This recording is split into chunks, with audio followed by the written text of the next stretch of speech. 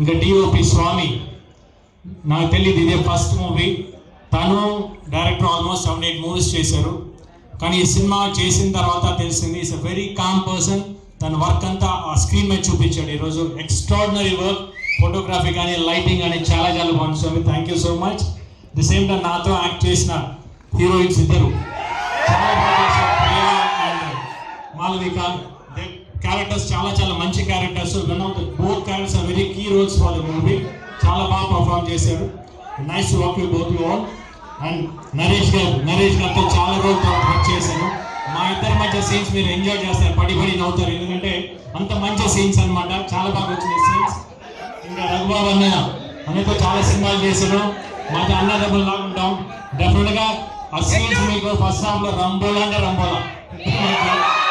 ఇంకా సప్తగిరి గారితో ఆల్రెడీ చేశాను. మరి ఈ సినిమాలో చూడండి వచ్చిన క్యారెక్టర్ డిఫరెంట్ అవతారాలు ఇద్దరైనా అసలు మళ్ళీ కొత్త అవతారాలు ఎత్తబోతున్నారో తెలియదు మీకు. ఫ్యూచర్లో తెలుస్తుంది మీకు. కొత్త హీరోగా మళ్ళీ కొత్త సినిమాలు రాస్తున్నాయి. ఇంకా ఈ సినిమాకి వర్క్ చేసిన ప్రతి టెక్నీషియన్ కి థ్యాంక్ యూ సో మచ్. ఈ సినిమా March 8న మహాశివరాత్రి రోజు రిలీజ్ అవుతుంది. మీరందరూ థియేటర్లో చూడండి, తప్పకుండా చూడండి. ఈ సినిమా మీకు ఎంజాయ్ చేస్తాను.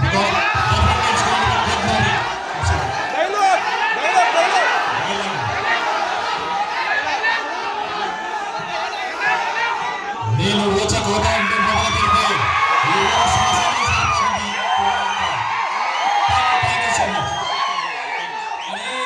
Music director Ravi boss songs ఎంత బాగున్నాయో, బ్యాక్గ్రౌండ్ స్కోర్ ఎలాగా తీశాడు. ఇంకా ఫుల్ సినిమా బ్యాక్గ్రౌండ్ స్కోర్ అయితే అట్లా ఉండదు, అది వేరే లెవెల్ తీసుకెళ్ళాడు.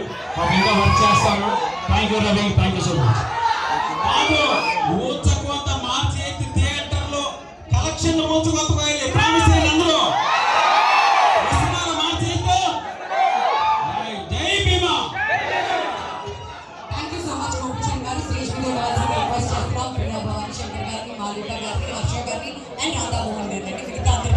thank you so much for joining us on the dais. And now we would like to turn over the time to media.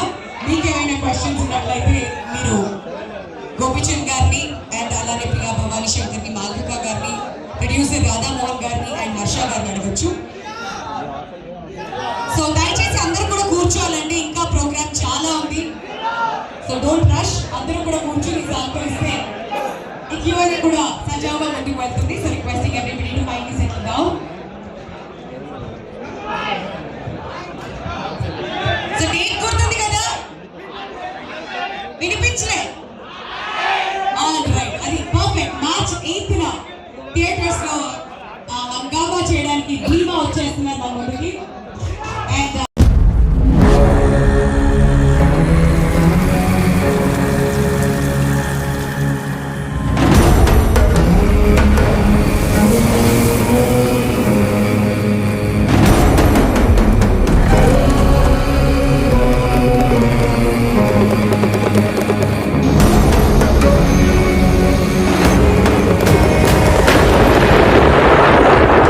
Shri మహావిష్ణుని 6వ అవతారం పరశురాముడు తన గండ్రగొడ్డలితో అనంత సాగరాన్నే వెనక్కి పంపి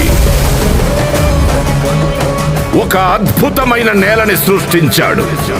అదే పరశురాముడి క్షేత్రం. అక్కడ ఆ పరశివుడే కొలువయ్యాడు. కొందరు రాక్షసులు తమ అహంకారంతో విర్రవీగుతున్నప్పుడు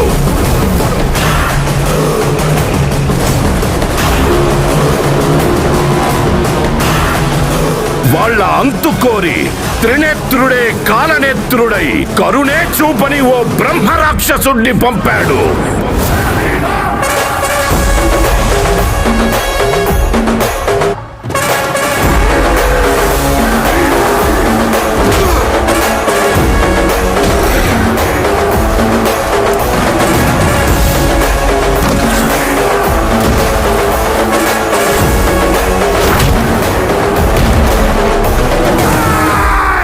నేను ఊచకోత మొదలు పెడితే ఈ ఊర్లో శ్మశానం కూడా సరిపోతున్నా కొడక్క.